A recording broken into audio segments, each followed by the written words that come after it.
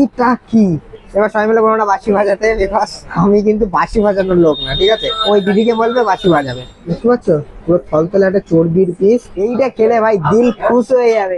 চলে আসলাম mutton biryani, salad and green chutney, আরো ইমপ্রুভ টেস্ট পাবে। সো অলরাইট গাইস, আজকে বিরিয়ানিটা এখন চলে এসেছে এবং এখান থেকে যে আইটেমটা নিয়েছি সেটা হচ্ছে মাটন বিরিয়ানি। মাটনের পিসটা একটু দেখাচ্ছি, জাস্ট দেখো ইটা কি, মানে সিরিয়াসলি এই যে সিনার পিসটা আছে 200 থেকে 250 গ্রাম বলে যায়, বাট আমার মনে হয় 300 গ্রামের উপরে ওয়েট আছে।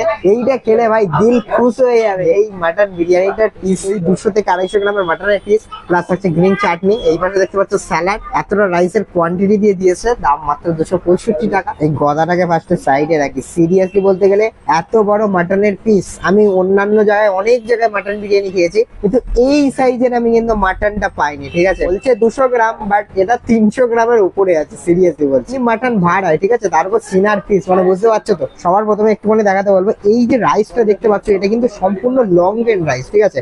আর বাচ্চার বিরিয়ানিতে কিন্তু অবভিয়াসলি কিন্তু কলার পাতাটা ইউজ করছে, এটা বলছে বরাবরই কিন্তু ইউজ করে।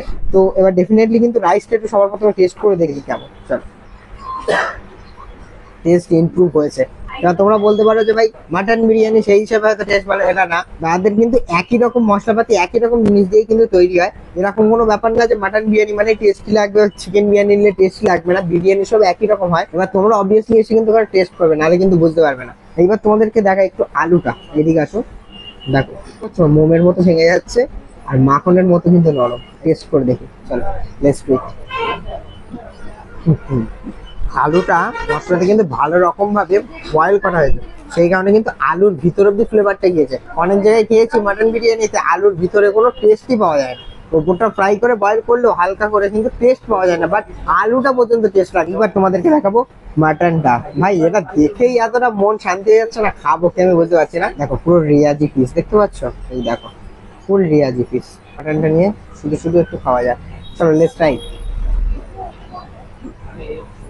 একটা জিনিস তোমরা নোটিস করলে, আমি কিন্তু দাঁত ইউজ করিনি, জাস্ট ঠোঁট দিয়ে বাইট দিলাম, ছাড়িয়ে চলে আসলো। এই দেখো রিয়াজি মাটনের ভিতরে এই পিঙ্কি পিঙ্কি ভাব, বুঝতে পারছো? পুরো থলথলে একটা চর্বির পিস মাটন দেওয়া। জাস্ট এক কথায় বলতে গেলে অসাধারণ। সিরিয়াসলি বলছি, দাম মাত্র 265 টাকা। অবভিয়াসলি তোমরা চলে আসবে হাবড়া স্টেশন থেকে জয়কাছি মোড়, ওই পাশে ফায়ার এক্সটেনশনের কিন্তু একদমই অপোজিটে বাচ্চার বিরিয়ানি সেকেন্ড আউটলেট। তোমরা যদি মনে করো এখানে এসে এসি রেস্টুরেন্টে বসে মাটন বিরিয়ানি খেতে চাও, অবভিয়াসলি এখানে চলে আসবে। আর যদি তোমরা মনে করো হাবড়া স্টেশনেই কিন্তু বাচ্চার বিরিয়ানি ট্রাই করবো, অবভিয়াসলি করতে পারো। ওখানেও কিন্তু থাকে সকালবেলা, আর এখানে মানে বেসিক্যালি দুপুরবেলা পরে থেকে পাওয়া যাবে বাচ্চা ভাইকে। আর বিরিয়ানি তো সবসময় তোমরা পাচ্ছ, ঠিক আছে? তো অবভিয়াসলি তোমরা এখানে আসো, মাস্ট বি ট্রাই করে জানিও তোমাদের কেমন লেগেছে। আমার তো বেশ ভালো লেগেছে।